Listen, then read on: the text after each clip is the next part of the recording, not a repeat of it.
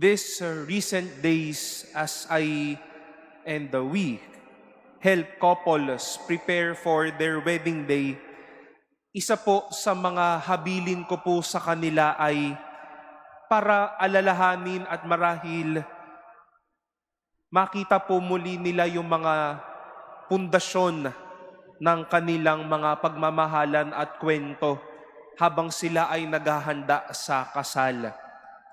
And these stories and experiences will hopefully serve as their strong foundation and maybe as their strong support as they face married life.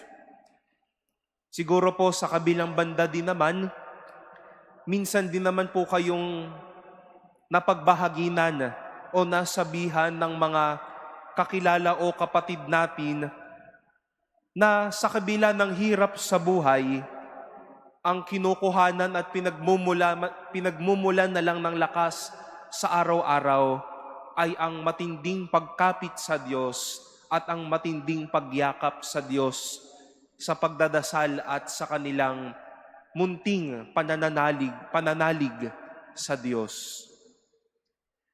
Foundations, my dear friends, are not only present to help us grow, but also to help us stand still.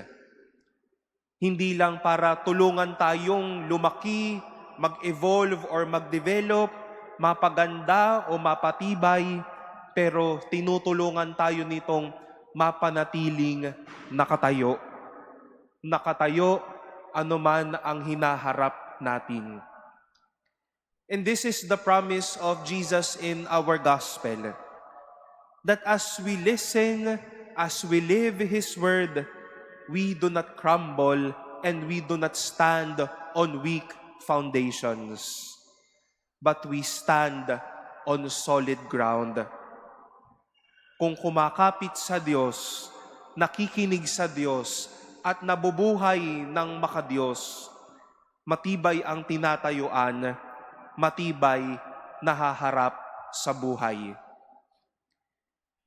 For many of you who are Baclaran Day or Wednesday devotees, today, the 27th of June, is the feast of Mary, the Mother of our perpetual help.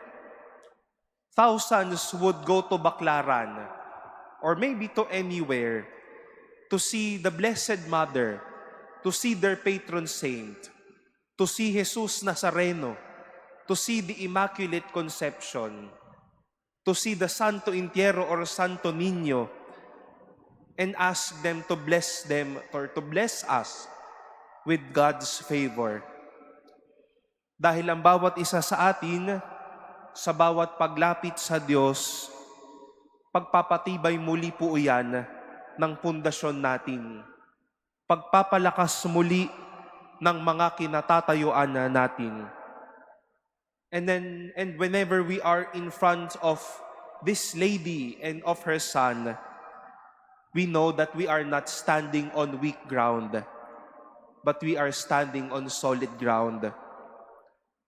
Kung nais ng matibay na tatayuan, sa Diyos tayo sumandigan. Wala naman pong tumatayo sa Diyos na tinumba niya. God has given them much strength and much graces in life. My dear brothers and sisters, do not belittle your prayers. Do not belittle listening or maybe reading the Word of God. Huwag ninyong maliitin ang inyong pagiging mabuting tao. We are all in good track.